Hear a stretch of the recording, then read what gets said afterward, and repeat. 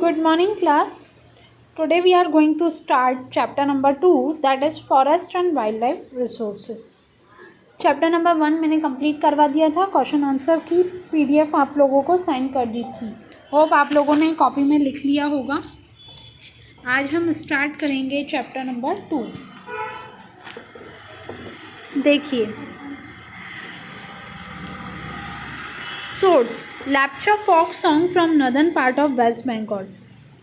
We share the planet with millions of other living beings, started from microorganism and bacteria, lichen to banyan tree.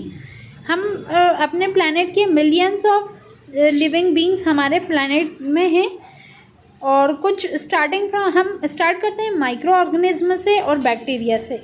लीचन्स जो हैं वो बनियान trees पे पाई जाती हैं. एलिफेंट एंड ब्लू व्हेल्स भी वहीं. This entire habitat that we live in the immense biodiversity. Entire मतलब हम entire बोल सकते हैं हम entire habitat में millions of living beings या micro organism के साथ रहते हैं. We humans along with all living organisms from the complex web of ecological system in which we are not only a part and very much dependent on this system for our own existent. Human being इतने सारे लोगों के साथ केवल रहते ही नहीं हैं बल्कि इन पे पूरी तरीके से डिपेंड है. हम आपस में एक दूसरे पे पूरी तरीके से डिपेंड है.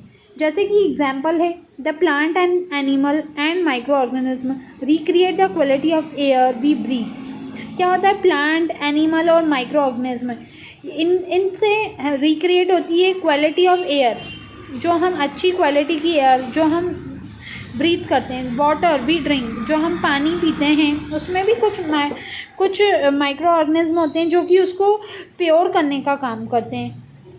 The water we drink and the soil produce our food without which, अगर सॉइल नहीं होगी तो विदाउट पेड़ नहीं होंगे, पेड़ पौधों से ही हमें फूड मिलता है जिससे हम सरवाइव नहीं कर पाएंगे. तो ये कारण है जिससे हम आपस में एक दूसरे से फुली डिपेंड हैं. अब देखिए यहाँ पर flora and fauna in India के बारे में इंडिया ये पढ़ते हैं. If you look around you will be able to find that there are some animal and plants which are unique in your area. आपने अपने आसपास देखा होगा कुछ एनिमल्स और कुछ प्लांट्स होते हैं जो कि बहुत ही यूनिक होते हैं. इनफैक्ट इंडिया एक ऐसी कंट्री है जहाँ पे रिचेस्ट कंट्री है जहाँ पर ये सब पाए जाते हैं. Biodiversity. This is a possible twice or thrice the number yet to be discovered. You may already study in detail about the extent variety of forest and wildlife resources in India. You may realize the importance.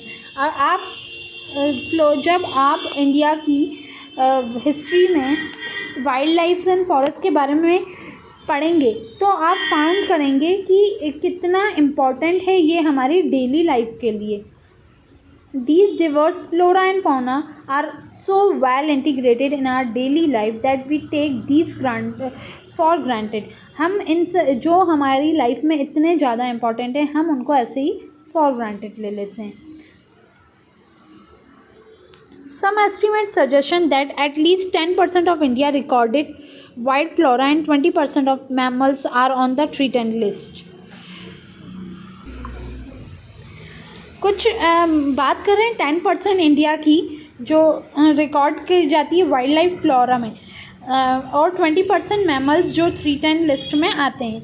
Many of these would now be categorize. इन सबको categorize करा गया है और जैसे चीता, pink headed dog, mountain quail, forest spotted outlet and plant like Maduka in science, a wild variety of mahua and grass. In fact, no one can say how many species may be.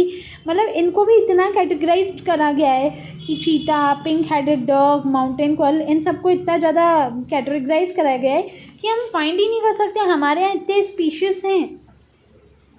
अब यहाँ पे देखो इस species हैं and हुब्रादिया, हेप्टानीरियम, ये जो species of grass. In fact no one can say how many species may have already been lost, और कितने लॉस्ट हो रहे हैं हम ये भी फाइंड नहीं कर सकते. यहाँ हम केवल only talk of larger and more visible animal and plant. They have become extinct but what smaller animal like insect and plant. यहाँ पर हम बड़े बड़े प्लांट्स और एनिमल की ही बात नहीं करेंगे, यहाँ हम इंसेक्ट्स की और छोटे छोटे इंसेक्ट माइक्रो ऑर्गेनिज्म की बात करेंगे जो कि हमें पता भी नहीं है कि हमारी कंट्री या जहाँ हम वर्ल्ड में जहाँ रहते हैं कितने हैं, हम फाइंड भी नहीं कर सकते, और इसी के बारे में हम पढ़ेंगे। ये तो इंट्रोडक्शन था। अब नेक्स्ट पेज पे आते हैं।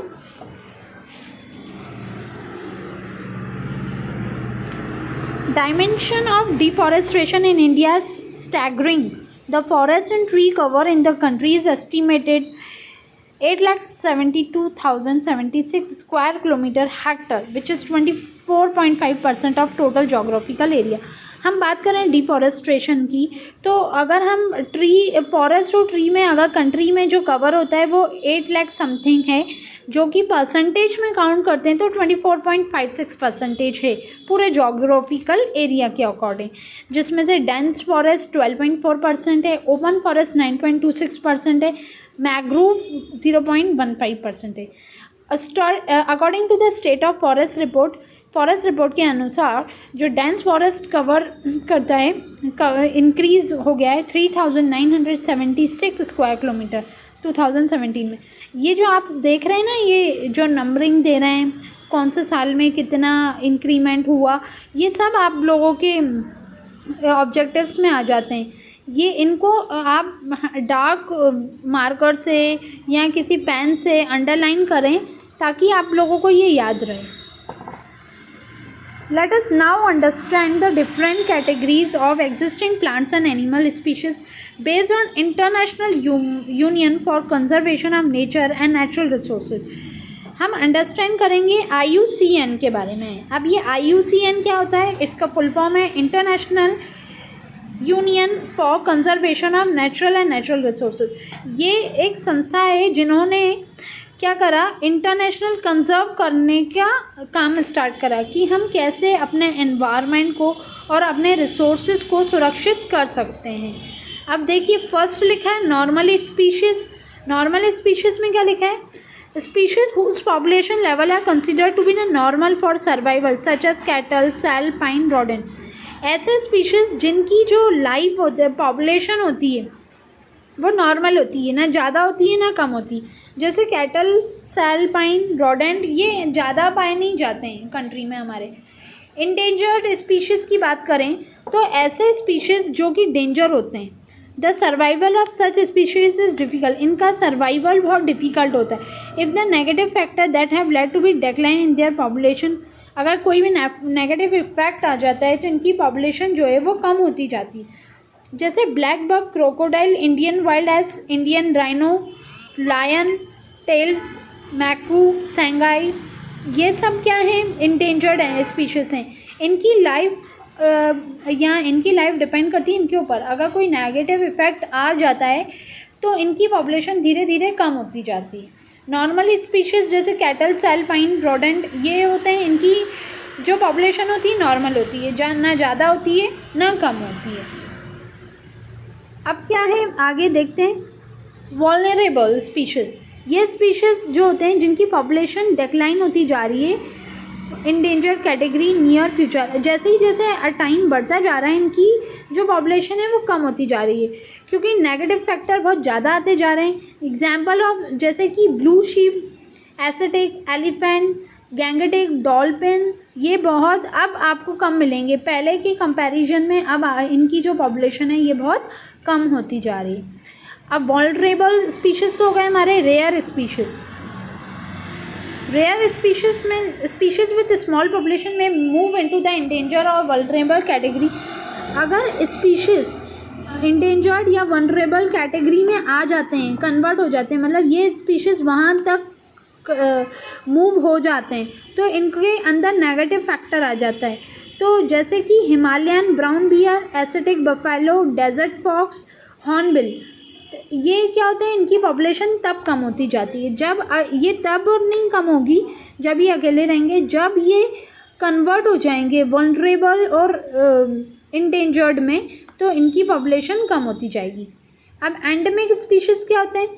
जो पर्टिकुलर एरिया में ही पाए जाते हैं, जैसे कि species Andaman teal, Nicobar pigeon, Andaman wild pig, mithun, ये इन अरुणाचल। तो ये क्या लिखा है, सम निकोबार पिजन ये अंडमान में पाया जाएगा, विक पिग, मिथुन ये अरुणाचल प्रदेश में पाया जाएगा। तो इनकी कुछ स्पेसिफिक एरियाज होते हैं।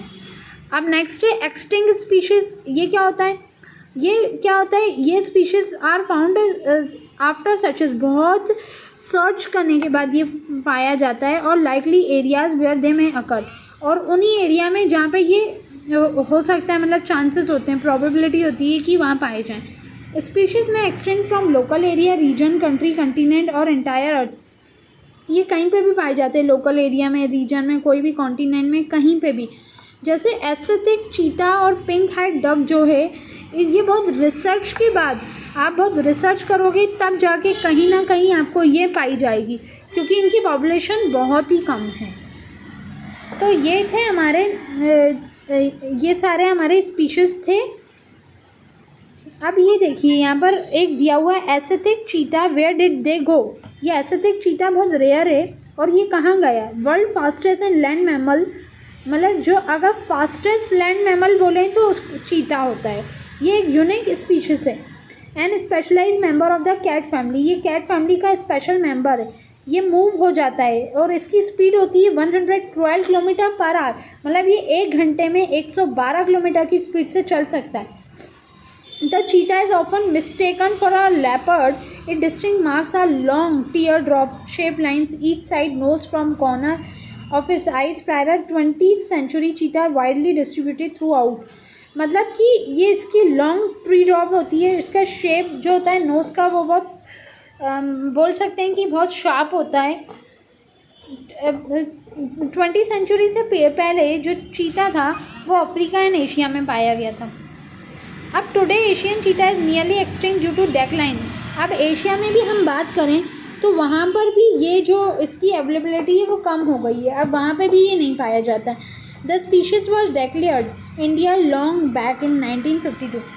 ये ऐसा है कि जो एक मतलब इतना जल्दी डिस्टेंस कवर कर देता है, ये आराम से एक जगह से दूसरी जगह तक पहुंच जाता है, इसलिए ये पता करना बहुत मुश्किल है कि ये एक्चुअल में पाया कहाँ जाएगा। अब क्या है ये, what are the negative factor that cause such fearful depletion of the flora and fauna. ये हम कल पढ़ते हैं, ये टॉपिक हम कल पढ़ेंगे, ये न्यू टॉपिक है। अभी हमने आज स्पीशीज़ और थोड़ा से इंट्रोडक्शन पढ़ा forest and wild life resources का। अच्छे से रीड करिएगा खुद भी और समझिए। Thank you class.